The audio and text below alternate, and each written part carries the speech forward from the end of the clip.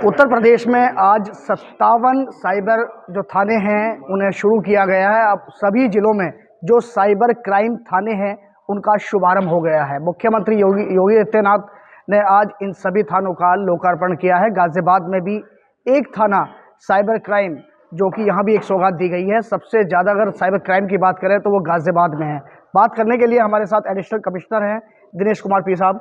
Sir, जिस तरह से आज साइबर थाने का लोकार्पण हुआ है तो आम जनमानस को इसका कितना लाभ मिलेगा, क्योंकि सबसे ज़्यादा अगर क्राइम की बात की जाए तो वो साइबर क्राइम है और गाजियाबाद में सबसे ज़्यादा अधिक है।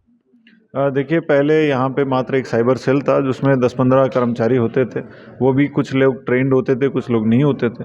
अब इस साइबर पुलिस स्टेशन में अराउंड 40 के करीब लोग तैनात हैं, जिसमें 3 इंस्पेक्टर है और 4 इंस्पेक्टर है और भी तमाम सब इंस्पेक्टर्स के साथ ट्रेंड कांस्टेबल्स भी लगाए हुए हैं। इनको जो BPRND के द्वारा जो चलाए जा रहे जो कोर्सेस है तो उनमें 3 लेवल के कोर्सेस है, उन सभी को ये ट्रेनिंग भी दिलाया गया है और ये ट्रेंड मैन पावर है। पहले ये होता था कि कोई लोग कहते थे कि भाई अगर साइबर क्राइम में हो गया आपके साथ तो कोई फला जगह जाओ जहाँ पे बैंक अकाउंट आपके वहाँ जाओ, इस तरह से तमाम परेशानियाँ होती थी। बट अब ये है कि 5 लाख और उससे ऊपर की जो फ्रॉड्स है वो सीधे साइबर पुलिस स्टेशन में लिखी जाएगी, जो साइबर क्राइम के श्रेणी में आते हैं। 5 लाख से कम है तो उसी का लोकल थाने में लिखा जाएगा। और कुछ जटिल प्रवृत्ति के जो कि कुछ केसेस निकलते हैं जो नेशनल सिक्योरिटी से भी रिलेटेड होते हैं और ट्रांस बॉर्डर्स होते हैं कि अलग अलग राज्यों में से जो क्राइम हुआ है, ऐसे क्राइम्स को हम लोग सीधे साइबर पुलिस स्टेशन में दर्ज करा रहे हैं। सर, साइबर क्राइम कई तरह का है। वो साइबर क्राइम इस तरह का भी है कि आपके पास एक फेक वीडियो आती है, उधर फिर ब्लैकमेल किया जाता है और इसमें कई तो मंत्री या विधायकों की बात करें तो कई इसकी जद में आ चुके हैं।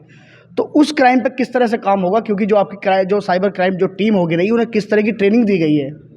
देखिए, इसमें 3 लेवल का कोर्स होते हैं। उसमें अलग अलग बिगिनर्स का, इंटरमीडिएट और एक्सपर्ट लेवल का भी होता है। फॉरेंसिक्स कोर्स भी होते हैं, किस तरह से सबूत इकट्ठी की जाती है और भी अन्य तमाम चीज़ें हैं। अब ये थाना स्थापित हो गया, इसके इंफ्रास्ट्रक्चर से साथ साथ ट्रेनिंग के साथ साथ इसकी जो एसेट्स है, जैसे आपके फॉरेंसिक्स टूल किट हो या फिर वीडियो एनालिसिंग टूल किट हो, इस तरह से तमाम चीज़ें अब आने वाले समय में पुलिस को प्राप्त होगा। जैसे जहाँ तक साइबर क्राइम सेक्सटॉर्शन हो या फिर फेक वीडियोस हो जो आर्टिफिशियल इंटेलिजेंस के माध्यम से जो कराया जा रहा है, वो सारी चीज़ें इनको ट्रेनिंग दी गई है।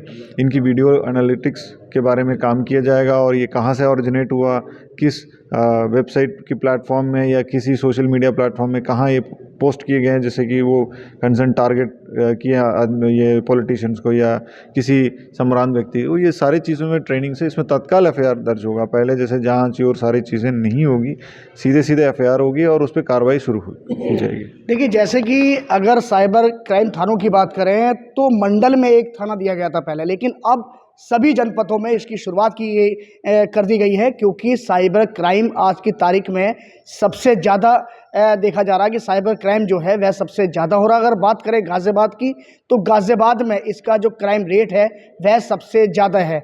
जो एडिशनल कमिश्नर हैं बता रहे थे कि अब दर नहीं भटकना पड़ेगा जिसके साथ साइबर क्राइम हुआ, यानी कि अलग अलग थानों में नहीं जाना पड़ेगा, सिर्फ वो एक थाने में जाएंगे, अपनी FIR कराएंगे और उसके बाद वहाँ पर उस क्राइम की जाँच शुरू हो जाएगी।